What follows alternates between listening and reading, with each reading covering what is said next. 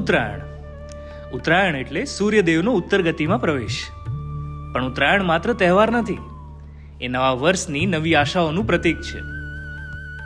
આમ આપણે જોવા જઈએ ને તો ઉત્તરાયણ ખેડૂતો માટે બહુ ખાસ દિવસ હોય છે, કેમ કે આ દિવસો દરમિયાન જ ખેડૂતના ખેતરમાં વર્ષનો પહેલો પાક તૈયાર થાય છે. આ પાકમાં બાજરી, જુવાર, મગ, ચોખા, ઘઉં આ બધું ભેગું કરીને પ્રસાદ બનાવવામાં આવે છે અને એ પ્રસાદ સ્વરૂપે બનેલો ખીચડો ભગવાનને અર્પણ કરવાની પરંપરા છે. ખીચડાનો ઇતિહાસ શ્રી કૃષ્ણ સાથે પણ જોડાયેલો છે.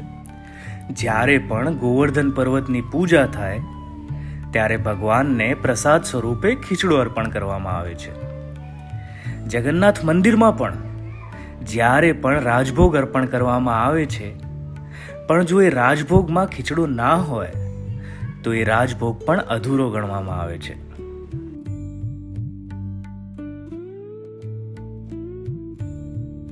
ઠંડીના સમયમાં આવતો આ ખીચડો માત્ર સ્વાદિષ્ટ જ નહીં, પરંતુ ગરમ, પૌષ્ટિક અને ઉર્જાવર્ધક હોવાથી આરોગ્ય માટે અત્યંત લાભદાયક માનવામાં આવે છે.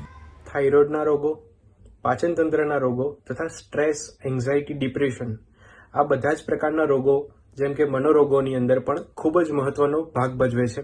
આયુર્વેદમાં કહેવામાં આવ્યું છે કે જે પણ ખોરાક રિજનલ, સિઝનલ અને ટ્રેડિશનલ હોય તેનો જ ઉપયોગ કરવો જોઈએ. મિલેટ્સના ફાયદાની વાત કરીએ તો મિલેટ્સ પચવામાં હળવા હોવાથી તથા ફાઇબર રીચ હોવાથી પાચન તંત્રને મજબૂત બનાવે છે તથા તમારી પાચન શક્તિ પણ વધારે છે. મિલેટ્સ ગ્લુટેન ફ્રી પણ છે, જેથી કરીને કોઈ પણ પ્રકારની એલર્જી ગ્લુટેનના લીધે જે પણ વ્યક્તિઓને થતી હોય તે પણ નથી થતી. મિલેટ્સ વજન ઘટાડવા માટે ખૂબ જ મહત્વના છે. સાથે સાથે ડાયાબિટીસ અને ઓબેસિટી જેવા રોગો માટે પણ ખૂબ જ મહત્વના છે, ખૂબ જ લાભદાયી છે. આજે ખીચડો બનાવવાના છે, 7 ધાનનો ખીચડો બનાવવાના છે. એમાં મેં મગ નાખ્યા છે, બંટિયા નાખ્યા છે, તો તાંદળા આવે છે એવા, અને જાર નાખી છે, બાજરી નાખી છે અને થોડા ચોખા નાખ્યા. આ 7 ધાનનો ખીચડો મેં 5 કલાક પલાળી રાખ્યો છે. 5 કલાક પલાળ્યા પછી જ આપણો ખીચડો તૈયાર થશે, નકર કઠોળ રહી જશે. અને એમાં મેં 2 ચમચી ઘી નાખ્યું છે અને 1 ચમચી મીઠું, હળદર અને જીરું. અને આ આપણે કુકરમાં બનાવીશું, એમાં 5 કે 7 સીટીઓ વગાડીશું તારે આપણે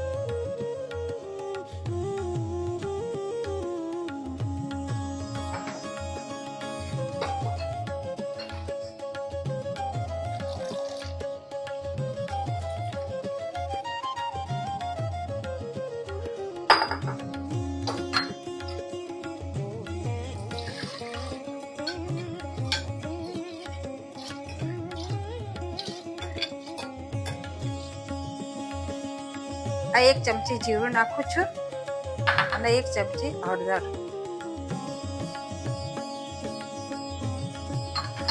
આ મીઠું છે, 1 ચમચી છે અને ઘી અત્યારે થોડુંક જ નાખીશું, પછી ડેકોરેશન માટે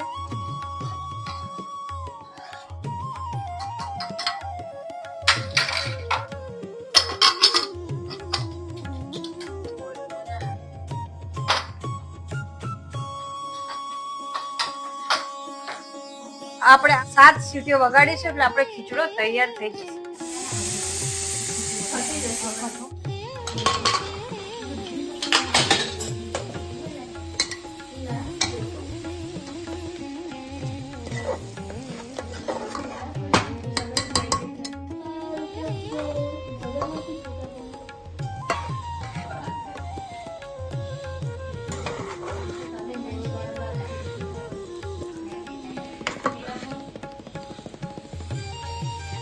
આ આપણો ખીચડો 7 ધાનનો તૈયાર છે. હવે ઉપરથી ઘી નાખીશું.